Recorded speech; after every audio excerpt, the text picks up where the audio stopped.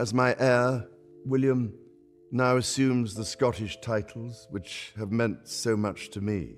He succeeds me as Duke of Cornwall. Something heavy is pressing down on Buckingham Palace right now, and the whole place feels like it is holding its breath. Not since the abdication crisis of 1936, when Edward VIII gave up the crown for love, has the British monarchy looked this shaken, this exposed, and this close to a turning point that could flip everything upside down. Because what is said to be unfolding behind those massive gates, inside those glittering halls and guarded private rooms, makes that old royal drama feel like a warm-up act. King Charles III, the man who waited more than 7 long decades for the throne, the man who buried his mother, stood through grief and carried the pressure of the whole nation on tired shoulders, now seems to be facing the one move nobody ever thought he would make. He is not stepping back quietly, and not with some soft palace note buried in polite language either. This is being framed as something huge, something final, something that would land like a thunderclap across Britain and beyond. A last address, a farewell to power, and the formal beginning of the reign of King William V and Queen Catherine. But here is the part royal insiders and polished statements would never lay out so plainly. The real drama did not start in public at all. This story began behind closed doors, away from the cameras, away from the cheers, and away from the royal script. It began in a private meeting room with old hurt, private fear, and family tension hanging in the air like smoke. It began with a king who may finally have found the steel people long said he lacked. And it began with a moment so charged that it reportedly forced Queen Camilla to rise and break the silence in a way nobody in that room could ignore. What pushed Charles to that point, though, is the real question. What could make a man who spent his whole life waiting for the crown decide that the biggest service he can give the monarchy now is to let it go? And why, at the centre of this storm, does Camilla suddenly seem less like the calm royal partner and more like a woman staring down the possible collapse of everything she fought to secure? To understand why this moment feels so loaded, you have to understand what the crown cost Charles just to reach it. Charles Philip Arthur George was not born into ease, and he was never shaped to be a relaxed king.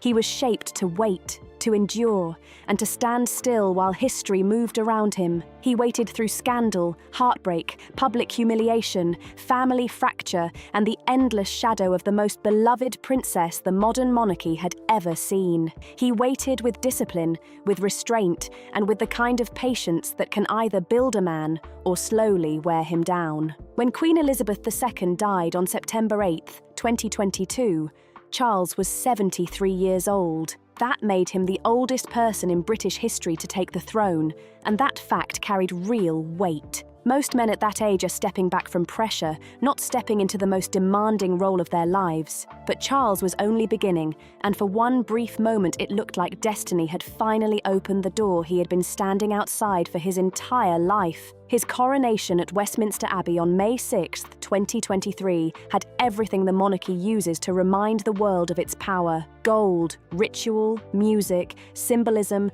pageantry, and history wrapped into one massive royal spectacle. The whole world watched, and for a moment, it truly looked like Charles had arrived at the place he had always been meant to reach. A misunderstood, serious, deeply private man had finally stepped into the center of the story. But timing can be brutal, and royal timing can be downright cold. Almost the second that crown was settled on his head, the shadows started closing in. Health worries that had floated around the palace for years, in hushed talk, became impossible to brush aside once his cancer diagnosis shocked the royal family in early 2024. That news hit the institution hard because it changed the mood overnight. Suddenly, the king looked mortal, vulnerable, and bound by time in a way that no crown can fix. And that changed everything inside the palace walls. Succession was no longer some distant issue for another decade. It became urgent, immediate, and impossible to avoid. Add to that the family fractures that were already spreading under the polished surface,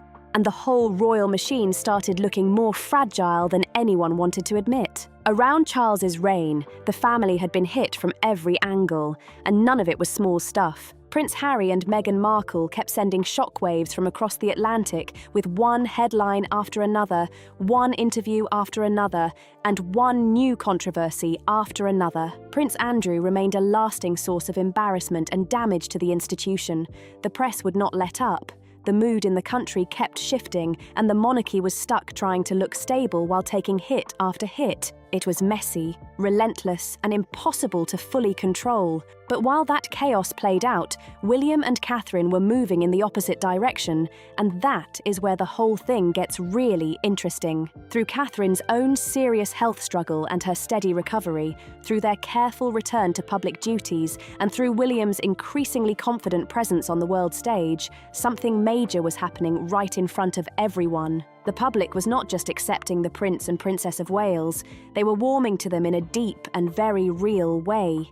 People were not simply tolerating them as the future of the monarchy, they were emotionally investing in them. Catherine brought calm, grace, and a kind of quiet strength that the public responds to fast. William started looking more settled, more focused, and more like a man already carrying the weight of the crown without saying a word about it. For many people, especially older generations, there were echoes of another royal figure in the way Catherine connected without forcing it. And you better believe Charles saw that, because there is no way he missed it. That thought must have hit hard during those long evenings at Sandringham, when the noise dies down and the real questions get loud. At what point does staying on become less important than knowing when to step aside? At what point does duty stop meaning hold on and start meaning let go for the good of the institution? That is what makes the reported secret meeting feel so explosive. Nothing about it was announced. Nothing about it was placed on an official schedule,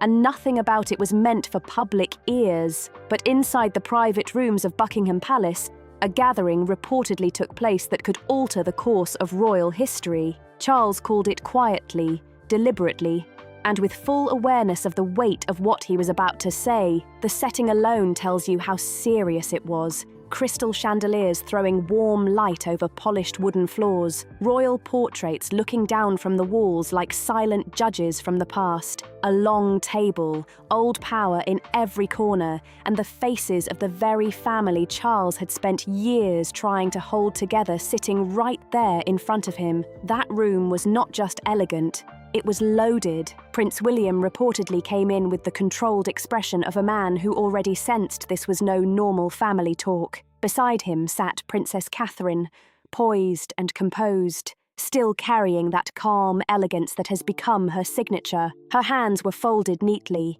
Her posture was perfect, and she looked like the very image of the stability the public has been craving for years. In a room full of tension, she looked like the future. Then Charles rose to speak, and from the very first words, the room seems to have understood that this was different. This was not some routine briefing or palace housekeeping update. His voice was said to be low and steady, but touched by something nobody could miss: finality. He spoke about time, duty, and the hidden weight that illness puts on a sovereign who has spent his whole life refusing to admit his own limits. He did not speak emotionally, and he did not dress it up in sentimental language either. He reportedly spoke with the cold clarity of a man who had done the math and accepted the answer even if he did not like it. Then came the line that froze the room. He formally declared his intention to abdicate, to pass the central burden of the crown to Prince William and Princess Catherine, and to place the future of the monarchy into the hands of the next generation.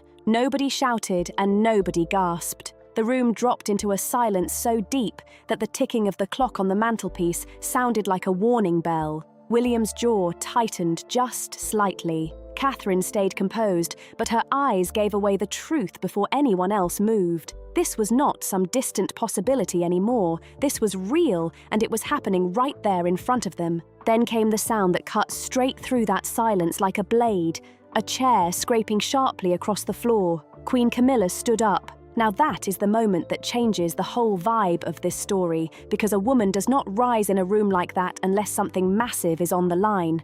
What was she protecting in that instant? The monarchy?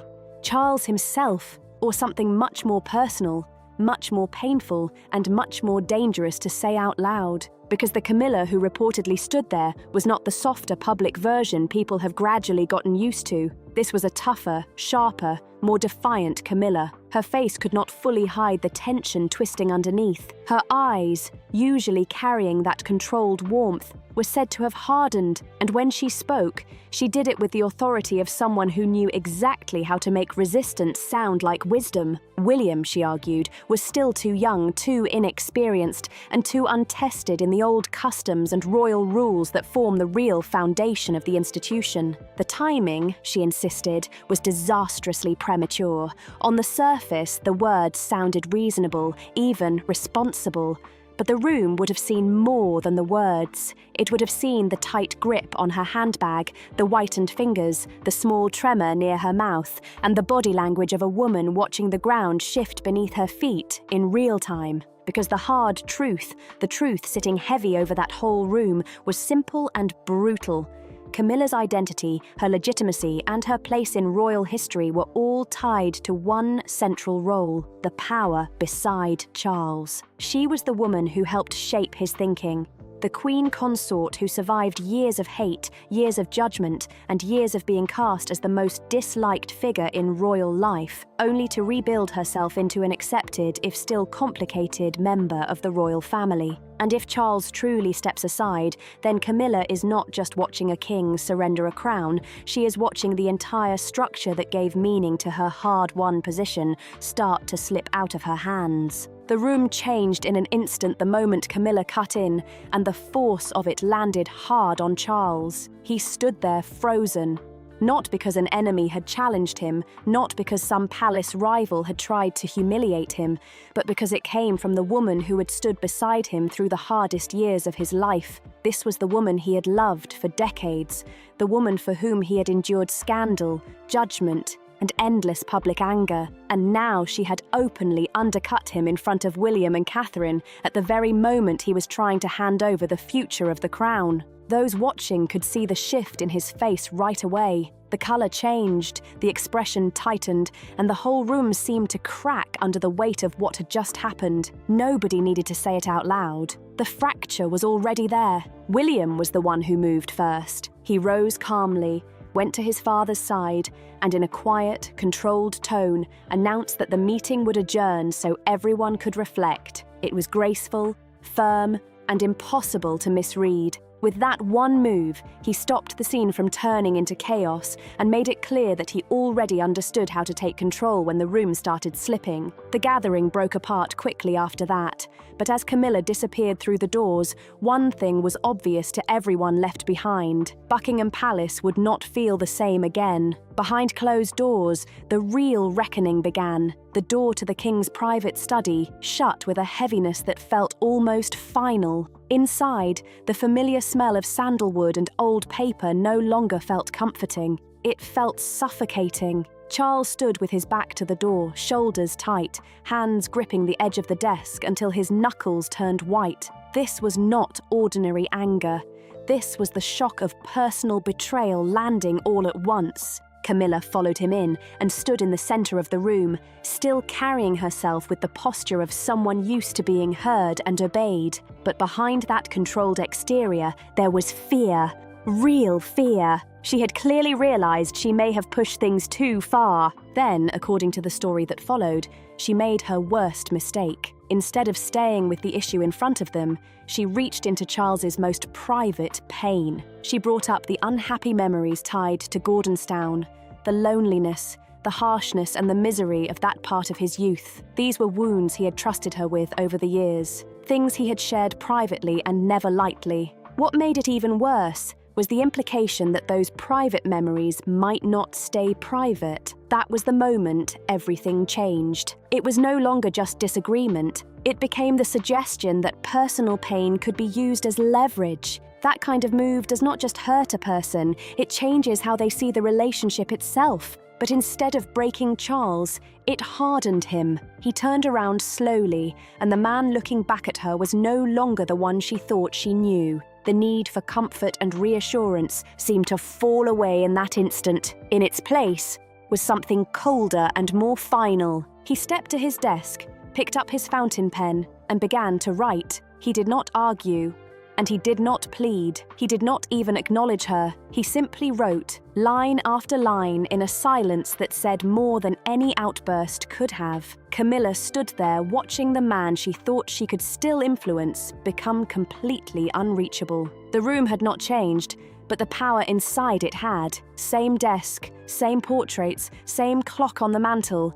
Yet the balance between them was gone. She had walked in hoping to stop him, but instead, she broke something between them that no apology or later gesture could fully repair. Later that night, Charles walked the palace corridors with a different energy. The hesitation people long associated with him seemed to have disappeared. His steps were firm, purposeful, and direct as he made his way to William's private study. When William opened the door, there was no need for ceremony. Charles sat down and told him everything, every detail of what had happened, every implication, every private memory that had been dragged into the confrontation. And he told it plainly, without the usual royal effort to smooth over family damage. William listened in complete stillness. His face gave away little, but his grip on the chair showed the pressure underneath. In that moment, he saw both the sovereign and the father, the king who had just suffered a deep breach of trust, and the deeply human man finally reaching across years of distance. What passed between them was bigger than strategy. It was genuine trust moving from father to son.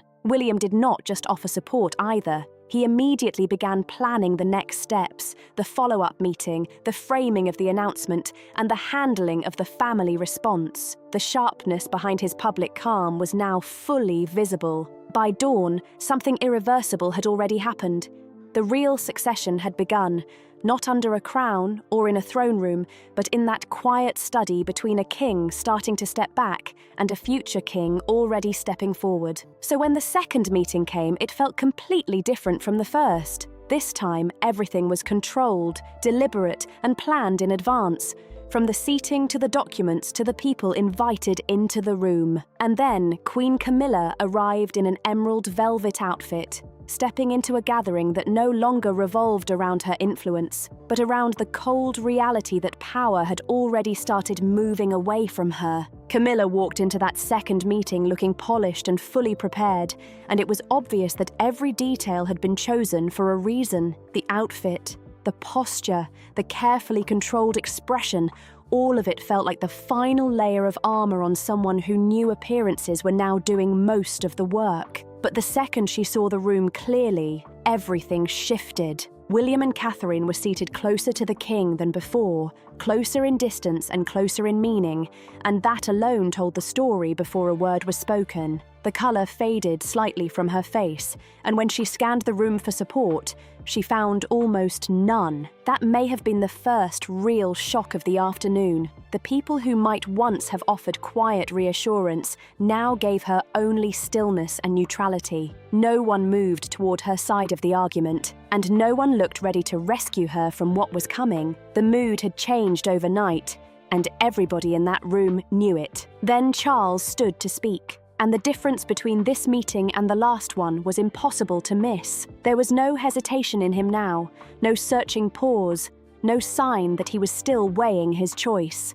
His voice came out clear, measured, and final, like a decision that had already been made in private and was now simply being placed on the table for the family to hear. He restated the abdication and laid out the path ahead with calm, specific detail. Nothing about it sounded uncertain. What struck the room even harder was what he did not do. He never looked toward Camilla, not once. That mattered more than any dramatic confrontation would have. For years, people had seen her as someone whose reactions mattered deeply to him, someone whose presence shaped the emotional balance around him. But now that instinct seemed gone, and the absence of it felt louder than words. Camilla tried to show her resistance in smaller ways at first. A slight shake of the head, a sigh at the right moment, little signs meant to interrupt the flow and remind everyone that she had not agreed to any of this. But those gestures landed weakly because the room was no longer leaning toward her. The center had moved. Then she looked directly at William,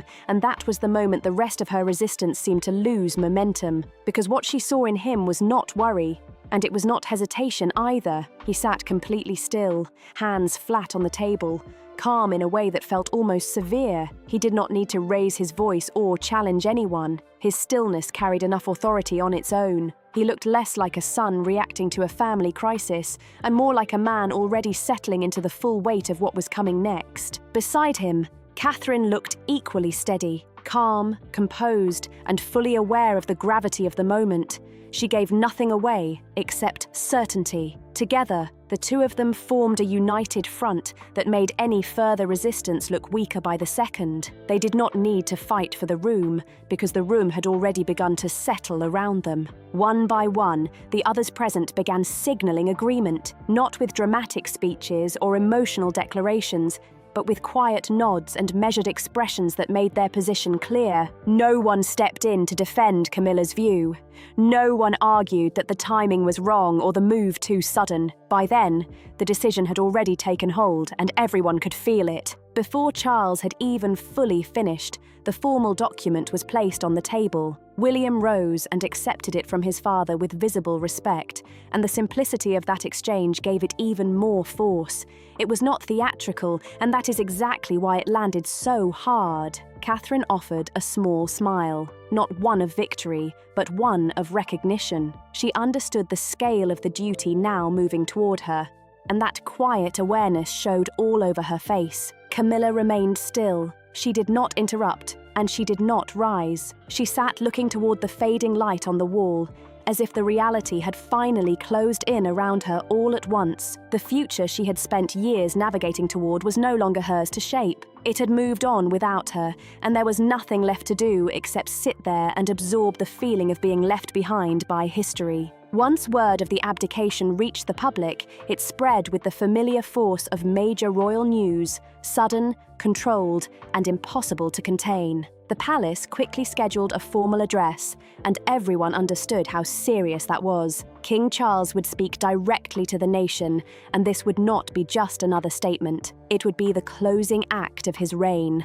The morning of that address felt different inside Buckingham Palace. Staff moved through the corridors with the alertness of people who knew they were standing inside a historic moment. William and Catherine were there, along with their children somewhere within those same walls, the next generation already close to the center of the story, whether they fully understood it yet or not. Charles dressed carefully that morning, but not in grand ceremonial fashion. He chose something quieter, more personal, more fitting for a man not displaying power, but setting it down with intention. That choice shaped the entire scene before he even began speaking. When he stepped to the podium, he looked calm and controlled. He spoke first of his mother and of the immense standard she had set. He spoke of service not as symbolism, but as sacrifice, as a lifetime of placing duty above personal feeling. Then he turned to William and Catherine, and the warmth in his voice stood out immediately. He praised William's judgment, clarity, and strength, and he praised Catherine's steadiness, grace, and rare ability to make the monarchy feel human without weakening it. He made clear that this was not retreat. In his view, it was service, the greatest service he could now offer, stepping aside at a moment of his own choosing while he could still do so clearly and responsibly. And then came the silence that said even more than the speech itself. He did not mention Camilla once. Her absence from that address spoke loudly enough on its own. He ended with words that felt almost poetic, saying that the crown's greatest strength had never been the person wearing it, but the people standing beneath it. Then he stepped back, and just like that, the reign was over. In the days that followed, preparations for the coronation of William and Catherine moved forward with the calm precision of an institution built to survive change. Charles withdrew to Highgrove, where those around him reportedly noticed something unexpected, but clear: relief. Camilla continued with a more limited public presence, composed as ever, but with a cooler atmosphere around her. William and Catherine, meanwhile, stepped fully into the light of their new role with a steadiness that made the transition feel almost inevitable. And that leaves the question still hanging. Did Charles make the right choice by stepping aside when he did? Or was this the final sign of a man who had simply run out of strength? And what about Camilla? Was her resistance a desperate mistake, or did it reveal something deeper that had been there all along? Leave your thoughts in the comments below. Hit like if this story pulled you in, share it with someone who follows every royal twist, and subscribe so you do not miss the next chapter. Because with this family, history never stays quiet for long.